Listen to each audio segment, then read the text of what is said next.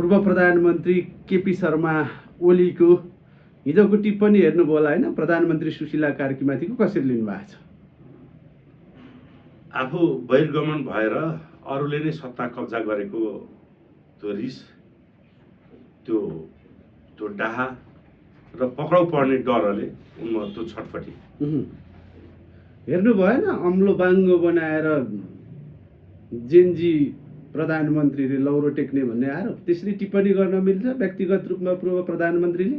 त्यही पनि शारीरिक रूपमा त उहाँ पनि त अशक्त हो, धुरीचुटी किडनी चेन्ज गरेको होइन। केपी ओलीको बारेमा अब मैले जति उनको असलियत बाहिर ल्याउने कमै मान्छे छन्। उनी यति ठुलो यो देशको अपराधी हुन् नि, उनी आफू टिक्नलाई कुनै पनि स्तरमा झरेर त्यसको प्रतिवाद गर्ने दुस्साहस उनले गर्ने गरेका छन्। आजसम्म त्यसै गरी उनी स्थापित भएर आए, तर अबका दिनमा चाहिँ यिनलाई काल झै यिनकै स्वभावले सकाउँदैछ। ध्यान दिनुहोस् है, यिनलाई काल झै यिनकै स्वभावले यिनलाई सकाउँदैछ। सुरुवात पनि दुःखमय थियो होला, किनकि खान पाएका थिएनन्, अर्का घरमा काम गर्न बसेका पात्र, पढाइ लेखाइ जिरो, हत्या गरेर जेल परे। जेलबाट निक्लेपछि कम्युनिस्ट भन्ने आतंककारी समूहले उसलाई नेता बनाइदियो। उनी गृहमन्त्री हुँदै 4 प्रधानमन्त्री बने। सुरुवात र अन्त्य दर्दनाक हुने मान्छे सबैभन्दा ठुलो महापापी हुन्छ राज्य। उहाँ महापापीको रूपमा यो देशको सबैभन्दा कुपात्रको रूपमा आफूलाई चित्रित गर्दै हुनुहुन्छ। इतिहासले कालो नेता जसको इतिहास मेटाउन चाहन्छ, यदि हामी शक्तिमा भयो भने उसको इतिहास चाहिँ मेटाइदिन्छौँ। किनभने यति दर्दनाक, यति कालो मान्छे, यति देशद्रोही, यति राष्ट्रघाती, यति धेरै भ्रष्टाचारी, यति धेरै जनतामाथि तपाईँको रगतको खोलोमा राज गर्न चाहने विश्वमा अरू कुनै नेता मैले देखेको छैन। योभन्दा अहङ्कारी, तानाशाह र अपराधी, विशेष गरी अपराधी मनोवृत्ति भएका मान्छे। परिणाम के भयो तपाईँलाई थाहा छ राजजी? टुडी खेलबाट लखेटिए। केपी ओली कप भन्ने ठाउँबाटै केपी चोर देश छोर भन्ने नारा लाग्यो। श्रीमती छेउमै थिइन्, श्रीमतीको अनुहार कालो भयो। अमेरिका गए, कालो मोसो सहित जुत्ताको माला बोकेर यिनलाई जुत्ताको माला लाउन थाले नेपाली जनताले। आफ्नै जिल्ला गिर जिल्लाको छेउ छिमेकी जिल्लामा गए, मुक्काले यिनको निधारमा हाने। सुन्नुहोस् न, नेपाली जनताले यिनीमाथि गरेको कारबाही। रङ्गशालादेखि लिएर तपाईँको जहाँ जानुहोस् केपी चोर देश चोरको नारा लाग्यो। श्रीमतीको अगाडि बालबाला प्रधानमन्त्रीलाई जनताले केपी चोर देश चोर भन्ने नारा लाउँदासम्म नसुध्रेको यो पापी यो कसको अगाडि सुध्रिन्छ होला? हुँदै जेनजी आन्दोलन पश्चात देश विध्वंस भयो, अरबौं खरबौंको क्षति भयो। 50 वर्षभन्दा पछि धकेलियो राज्य। आजको दिनमा सरकार प्रमुख उही थियो, तर ऊ अझै पनि गल्ती स्वीकार्दैन र जेनजीहरूमाथि जाइ लाग्दैछ। जेनजीले नै बनाइदिएको सुशीला कार्कीमाथि जाइ लाग्दैछ। मनोज सर, यो आफै पनि त अशक्त हो नि। पुष्पा नै झुकेङ्गा भने जस्तो छ नि हिन्दी फिल्म, होइन त्यो छ दम भयो। देख्नु भएन, सुन्नु भएन? यो सरकार त फु गर्दा ढालिदिन्छु ढल्छ। त्यति ठुलो जग भएको सरकारलाई त हामीले 15 मिटर पर छिट्टाइदियो, फालिदियो भनेर राजा केन्द्र थियो। सरकार ढल्न सक्छ।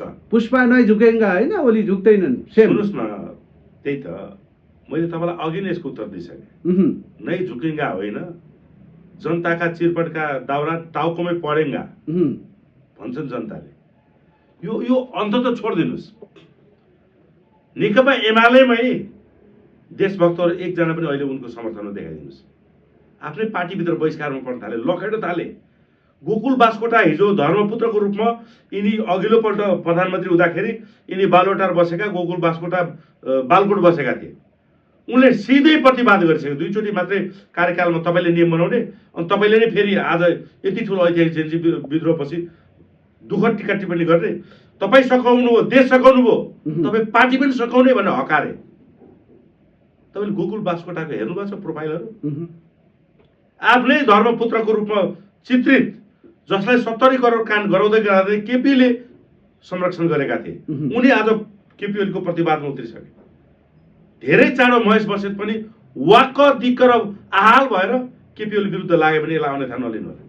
कसको तागतले पक्रिने, कुन कानुनले पक्रिने, मेरै घर जलाउने, म भ्याली बाहिर नजाने, म जहाँ पनि जान्छु, के कारण छ मलाई पक्रिने? च्यालेन्ज सुन्नु भएन? होइन, ठाडो च्यालेन्ज भयो त सरकारमा। तपाईँले के बुझ्नु पर्यो भने अन्त्य हुन लागेपछि तपाईँ बरबराउनुहुन्छ। सुशीला कार्की वास्तवमै खल्चा गरेर हिँड्नुहुन्छ, 73 वर्ष जेन्जी त होइन, होइन, तर यिनीभन्दा त स्ट्रङ मान्छे हुन् नि, पढे लेखेकी हुन्, प्रधान न्यायाधीश हुन्, जेन्जी पुस्ताले स्वीकारेको छ अहिले पनि। हालाकि यिनले जेन्जी पुस्ताको तपाईँको सपना पुरा हुने गरी कर्म चाहिँ अगाडि बढाइरहेकी छैनन्। यो निकै नै दुःखद हो नेपाल र नेपालीको लागि। तर केपी ओलीले आलोचना गर्ने पात्र त पक्कै पनि होइनन् होला नि सुशीला कार्की। नेपालकै सबैभन्दा अपराधीको रूपमा म चित्रित गर्छु उनलाई। देशद्रोहमा, राष्ट्रघातमा, भ्रष्टाचारमा, अपराधमा त्यति ठुलो महारथी हुन् नेपालका यी केपी ओली भन्ने हत्यारा। ओली पक्रिने कानुन के हो त? सुन्नुहोस् न, च्यालेन्ज आएको छ होइन, उसलाई थाहा भइसक्यो अब म पक्राउ पर्दैछु।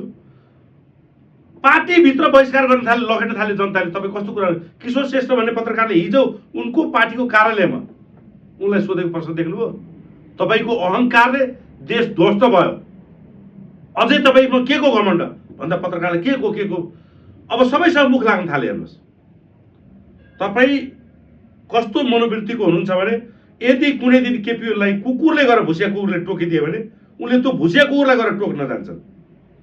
आई लभ यु केपी बा पनि त भनिरहेछन् नि।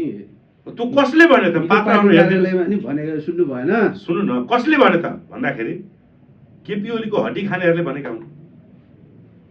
केपी ओलीसँग हिजो सबैभन्दा नजिक भनेका त गोकुल बास्कोटा हुन् नि। म बोल्दैछु त तपाईँलाई, गोकुल बास्कोटाले विद्रोह गरे भनेपछि निकट भविष्यमा महेशजीले पनि विद्रोह गर्नुभयो भने यो अन्यथा नले हुन्छ।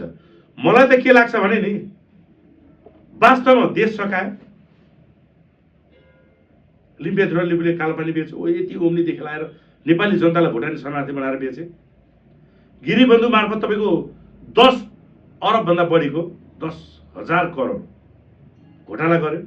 त्यो त सिधै नेपाली जनताको सबभन्दा प्रिय पात्र बालनसाल लगाएर आएर पनि त।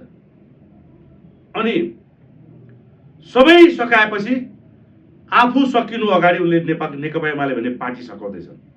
त्यसैले अहिले गोकर्ण विष्टदेखि लिएर सबै नेकपा एमालेहरूले अब अहिले त वैगुनिक केटोले पनि फेरि प्रतिवाद गर्न थाले। उषा किरणदेखि लिएर तपाईँको नवीना लामा सबैले विद्रोह गरिसके केपीप्रति। आफ्नै पार्टीका कार्यकर्ताहरू आफ्नो नजिकको विश्वासिलो पात्रको प्रश्नको जवाफ दिन सकेछन्, उल्टै हकारिरहेछन् तिनले। अनि जसलाई देशको माया भएन, यो शैतानलाई नेकपा एमालेको पनि माया हुँदैन भनेर नेपाली के अरे नेकपा एमालेका देशभक्तहरूले त्यो बुझ्न थाले, विद्रोह गर्यो उनीमाथि।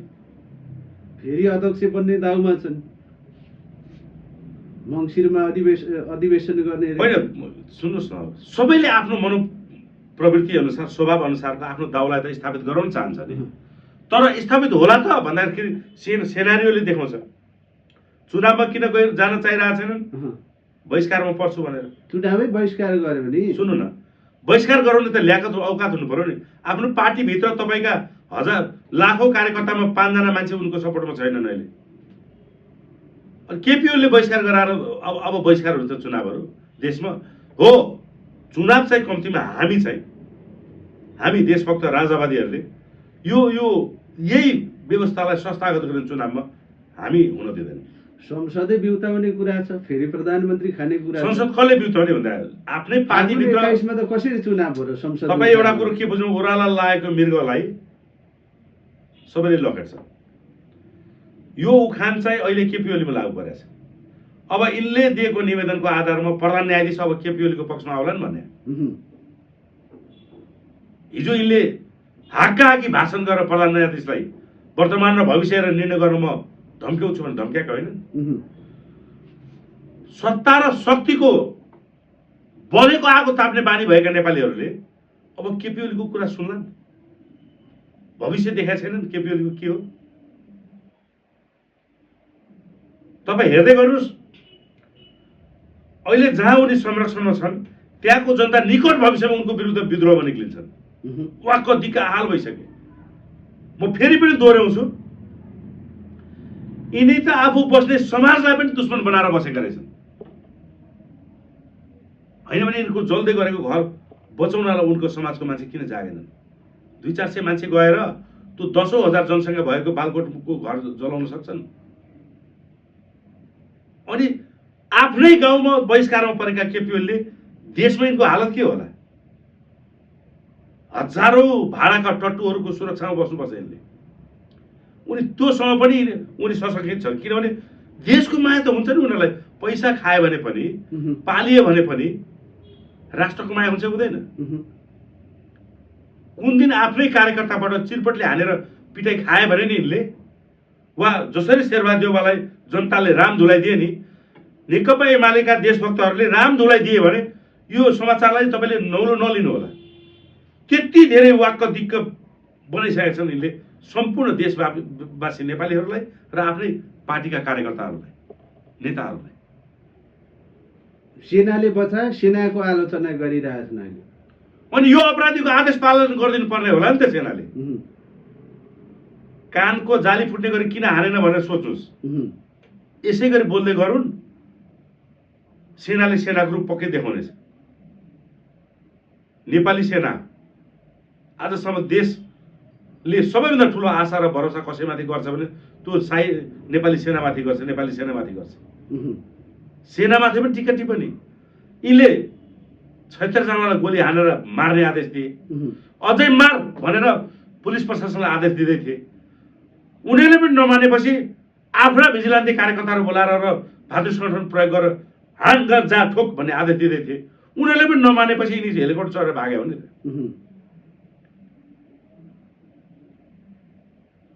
त्यसकारण केपी ओलीको दिनगिन्ती सुरु छ। उनले जे भाषण गर्छन्, उनकै पार्टीभित्र उनको भाषणहरू अहिले प्रत्युत्पादक भइरहेको छ र पार्टीभित्र उनी लखेटिने अवस्थामा छन्, लखेटिँदैछन्। अहिले लखेटिन लागेको केपी ओली अझै यसरी जोर जबरजस्ती गर्ने र मै मात्रै सर्वेश्वर हो भने पार्टीको कार्यकर्ताले उनलाई राम धुलाई दिए भने यो समाचारलाई तपाईँले नौलो नलिनुहुन्छ।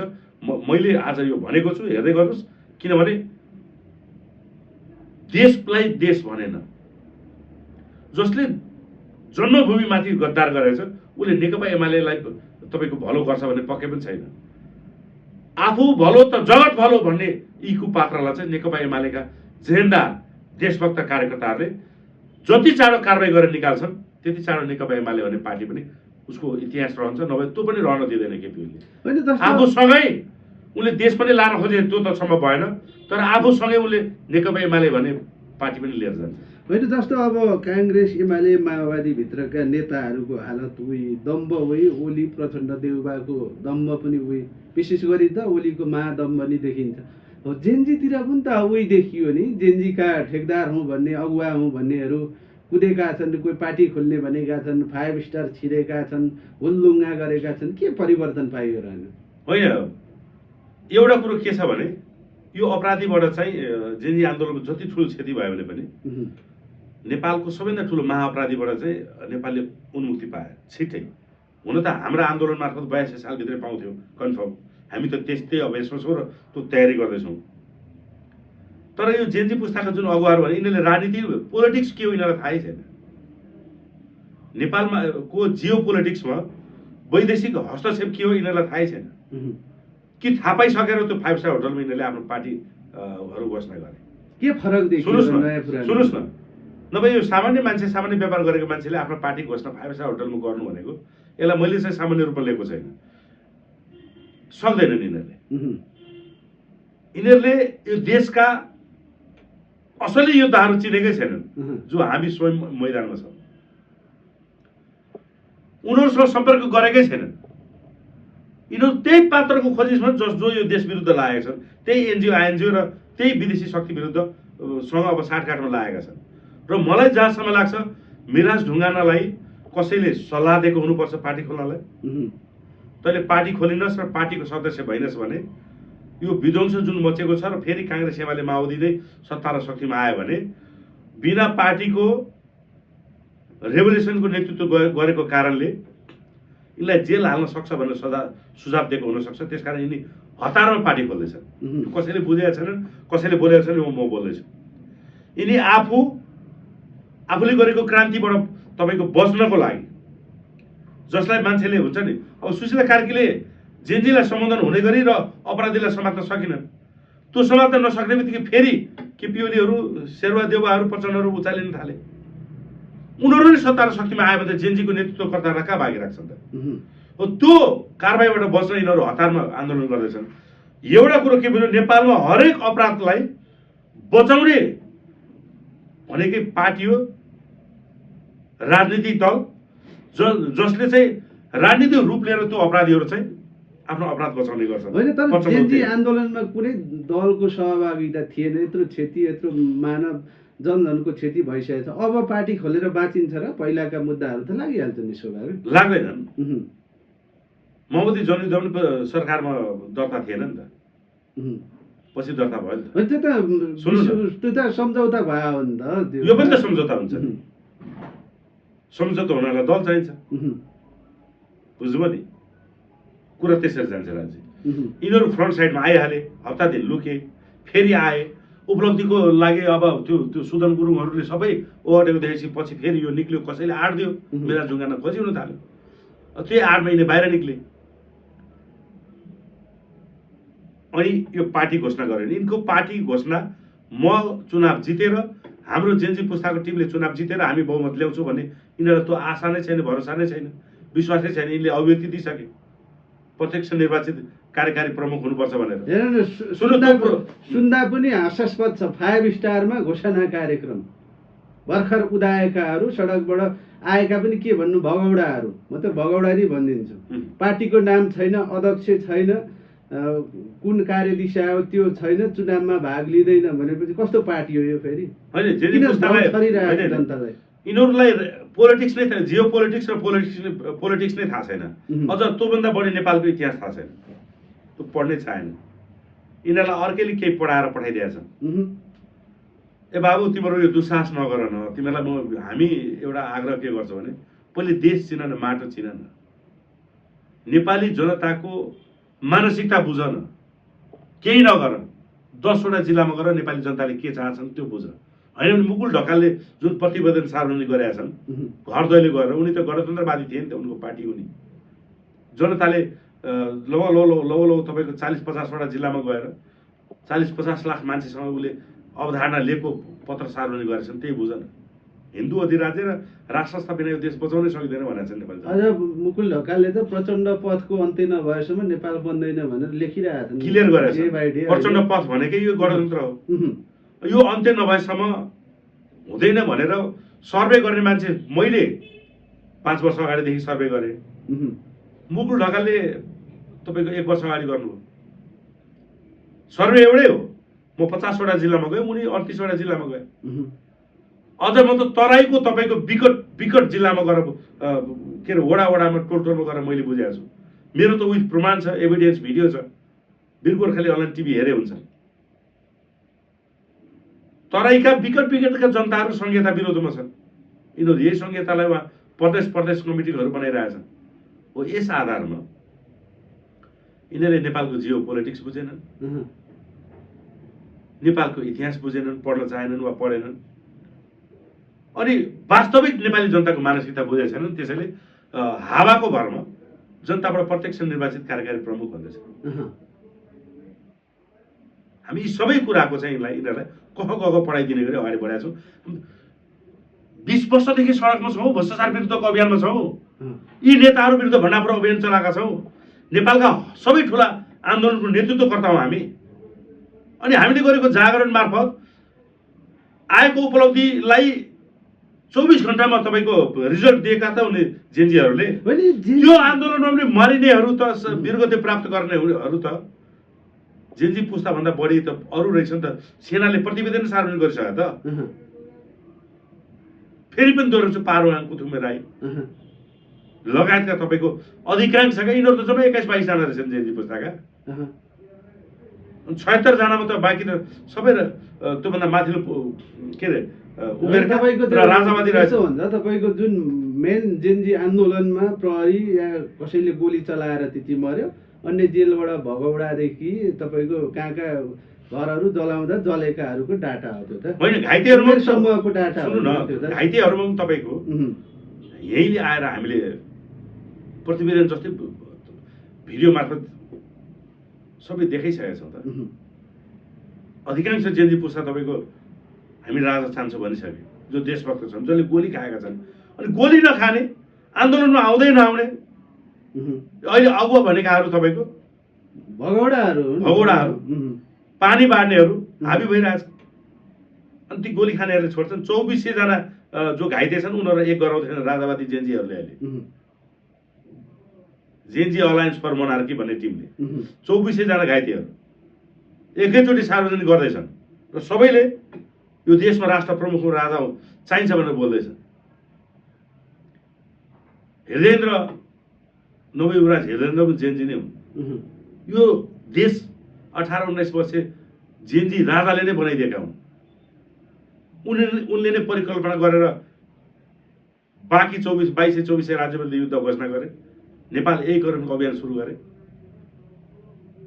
ग्रेटर नेपाल बनाएको थियो राज परिवारका सदस्यहरूको अगुवाईमा राजजी अहिलेका नेपालभन्दा 3 गुणा ठुलो नेपाल थियो चीनका म भएको अहिले धेरै भूभाग नेपालमा थियो भने भारतको कहाँ कहाँ थियो तपाईँलाई थाहा छैन टिस्टा किला काँगडा पूर्वमा टिस्टा पश्चिममा काँगडा किला काँगडा दक्षिणमा तपाईँको गङ्गा नदीसम्म गयो सानो कुरा हो ख्याल लिएको यो कुरालाई 2200-2400 राज्यमा खुम्चेको नेपाललाई यति ठुलो त्याग तपस्या बलिदान रगत पुस्ताको रगत बग्यो छ राज परिवारको यो देश बनाउनको लागि नेपाली जनताको नेपाली सेनाको शाही नेपाली सेनाको अनि घुसपैठीहरूले तपाईँको बुरुकुरु उफ्रेर ठगेर विदेशीको इसारामा देश चलाउँछौँ भनेर हामी मान्ने बेला छौँ तर राजा मान्ने कम देखिए क्या मान्छेहरू पछिल्लो समय खोइ हिजो तपाईँहरूले कार्यक्रम पनि गर्न सक्नु भएन किन प्रहरीले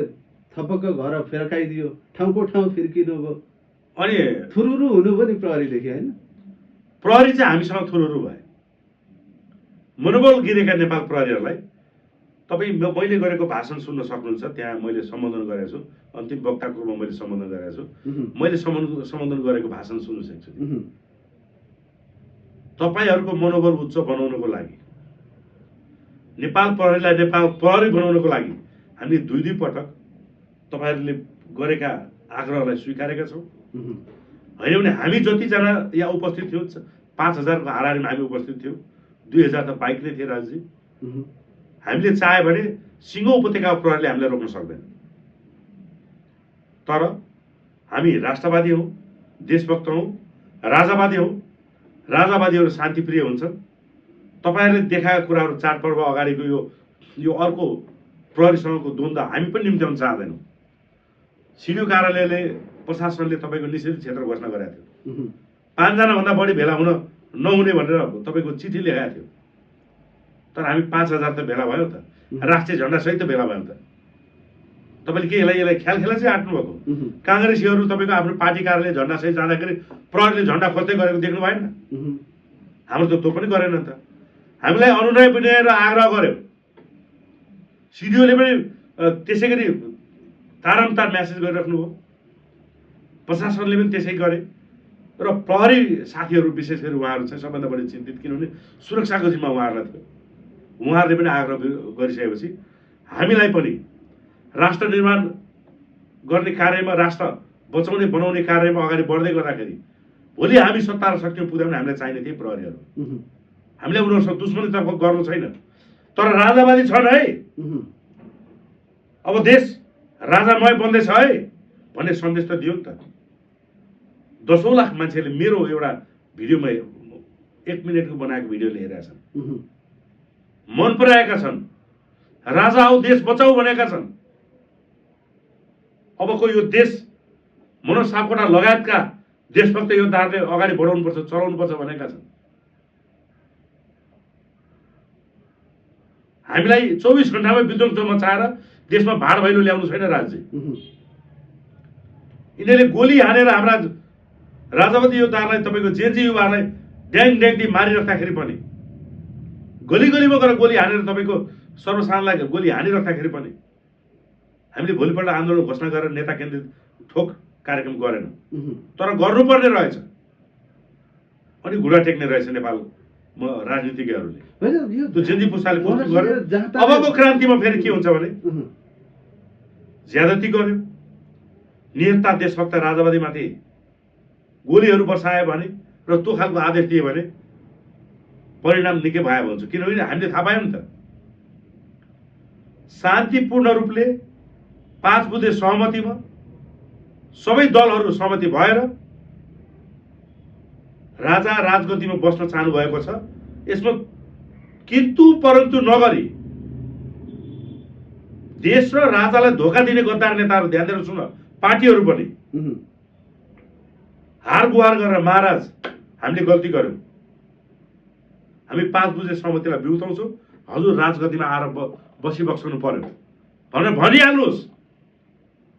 होइन भने अब आउने आन्दोलनको आधी बेरीले मुलुकलाई र राष्ट्रलाई धोका दिएका हरेक पात्रहरूलाई नेपाली जनताले बदला लिन्छन्। अब बदला लिन्छन् राजजी। धेरै ठुलो घात भएको छ नेपाल आमामाथि, द्रोह भएको छ। लामो समयदेखि नेपाल आमा स्वाभिमानको सास फेर्न पाउनु भएको छैन, रोइरहनु भएको छ। अब फेरि नेपाल आमा कहिले नरुने गरी यी देशका अपराधीहरू हामी लखड्दैछौँ राजजी। र यो देशको सम्मान स्वाभिमान गौरवमय राष्ट्रलाई स्थापना गराउँछौँ। कम्तीमा अन्तरिम कार्यकालसम्म राजतन्त्र स्थापना हुन्छ, त्यसपछि जनताबाट प्रत्यक्ष निर्वाचित कार्यकारी हुन्छ। त्यसमा पनि हामी अङ्कुश सहित भन्दैछौँ। जातालाई भन्दा हातालाई हतार भने जस्तो राजावादी के रोटी सेकाउन खोज्दैछन्? राजाले त फिर्किनै चाहेका छैनन् नि। गलत कुरा हो। तपाईँले फागुन 6 गतेको सम्बोधन सुन्नु भएन? प्रजातन्त्र दिवसभन्दा अघिल्लो दिन बेलुका 8 बजे दिनुभएको सम्बोधन। राजा स्पष्ट रूपले जनता र राजनीतिक दलको सहमति आउन चाहनु भएको छ। त्यो सम्बोधन तपाईँलाई सुन्न एकचोटि हेर्न आग्रह गर्छु। राजनीतिक दल लगत्तै तपाईँको फागुन 25 गते पनि लिन चाहँदैनन् नि, कसरी फिर्काउँछन् र सहमति गर्छन्? अब ठोकेर फिर्काउँछ नेपाली जनताले, ठोक्न सुरु गरिसके नि। घरबार विहीन भएको छन् सबै नेपाली नेताहरू जो अपराधीहरू थिए। देशभक्तहरूको त कहीँ कतै केही पनि भएन त, राजाहरूको त कहीँ केही गर्नै सकेनन्। नेफो ल्याएर जलाइदिनु भयो अरे ओलीको आरोप छ। के नेताले चाहिँ छोराछोरीलाई राम्रो लुगा नलाइदिनु हो कि कपालको जुम्रा नझारिदिनु हो कि राम्रो शिक्षा नदिनु हो, के भन्न खोजेको भन्दै थिए। अनि 1-1 अरबको जग्गा किनिदिनु त। अनि केपी ओलीको पनि छोराछोरी छन् कि क्या अन्त कतै? किन यसरी बोलिरहेछन् नि? बच्चाको त माया हुन्छ नि त, नेतालाई पनि पढायो होला, बढायो होला, राम्रो लुगा लगायो। जसले जन्म दिने बाउलाई माया गर्दैनन्, जसले जुन देशमा जन्मे उसलाई माया गर्दैनन्, जसले आफ्नै पार्टीको भलो चाहेन, सिर्फ आफू मात्रै भलो त जगत भलो भन्दैछ, त्यो पात्रले बच्चा बुच्चीलाई माया गर्यो होला। यसको अन्त्यपछि यसको सबैभन्दा निकट मान्छेलाई तपाईँले सोध्नु भयो भने भविष्यमा गएर है, उसको अन्त्यपछि, किनकि अब किडनी फेल सारा कुरा छ, यति ठुलो अपराध गरेको छ, लामो समय त पक्कै पनि पृथ्वीमा नरहलान् हैन। यिनको सबैभन्दा निकट मान्छेहरूसँगको अन्तर्वार्ता गर्नु होला तपाईँले। यसको अझ बढी असलियत त्यतिखेर बाहिरिन्छ, हेर्दै गर्नुहोस्। तपाईँ अपराधीले के भनौँ धेरै नसुनौ, त्यसलाई कस्तो सजाय दिने नेपाली जनताले त्यतातिर ध्यान दियो। सजाय कसले दिने? छानबिन त कसैले गर्न सकेन। होइन, जसको बलमा दम्बमा यिनी हिजो बोल्थे, आज त्यसैको दम्बमा बोलिरहेको छु भन्ने सोचेका छन्। तर मैले आकलन गरेको त्यो परिवेश, त्यो परिस्थिति हेर्दाखेरि जसको दम्बमा यिनी बोल्न खोजेको जस्तो गर्दैछन्, उनीहरूले नै राम धुलाई दिने दिन धेरै निकट छ। किनभने कि त यिनी छोड्नु पर्यो त्यो पार्टी, होइन भने यिनलाई अब सबैभन्दा बढी खतरा भनेको नेकपा एमालेकै देशभक्तहरूबाट छ। अनि अन्तरिम सरकारको लगभग 1 महिना बेसी भइसक्यो कार्यकाल, काम सकारात्मक देखियो? केही झल्को देखियो? मर्निङ सोच द डे भन्छन्, केही गर्न थाले, सुरुवात भयो कामको? माखो मारेको छैन, केही पनि गरेको छैन। यिनले जति गर्न खोजेका छन् यो 1 महिना प्लस भयो, 29 गते भनेको आज 2 गते भयो। केपी ओलीको सरकार होस्, प्रचण्डको सरकार होस्, शेरबहादुरको सरकार होस्, यिनीभन्दा बढी गर्न खोजे जस्तो देखाउँथे उनीहरूले। स्टन्टको रूपमा भए पनि अब तपाईँ कोट्याउन सक्नुहुन्छ। फाइल सबै रेडी गरेका थियो प्रचण्ड सरकारले। आज यो पक्राउ पर्छ कि भोलि यो पक्राउ पर्छ कि, पक्रियो कुनै भने पूर्व गृहमन्त्री उप प्रधानमन्त्री समात्या हो। केपी ओलीलाई पनि पक्रिन खोजेको, आर्जु देवाललाई पनि पक्रिन खोजेको हो। त्यति पनि यिनीहरूले हिम्मत देखाउन सकेन। त्यसैले यो देशमा गम्भीर अर्को भयानक षड्यन्त्र जुन जियो पोलिटिक्सले गर्दैछ, दक्षिण र उत्तरले चाहिँ बचाउने कोसिस गर्दैछ अहिले काङ्ग्रेस एमालेलाई। हामी त बुझ्छौँ नि, हामी त 20 वर्षदेखि सडक दर्शन लेखिदिन सक्छौँ हामी। त्यसैको बलमा तागतमा यिनीहरू कोर्दैछन्, बोल्दैछन्। तर नेपाली जनता अब त्यति बेवकुफ छैन, लाटा छैन। अब नाङ्गो हस्तक्षेप सक्दैन नेपाली जनताले। त्यसैले मनोज पथ घोषणा गर्छु राज्य आजबाट।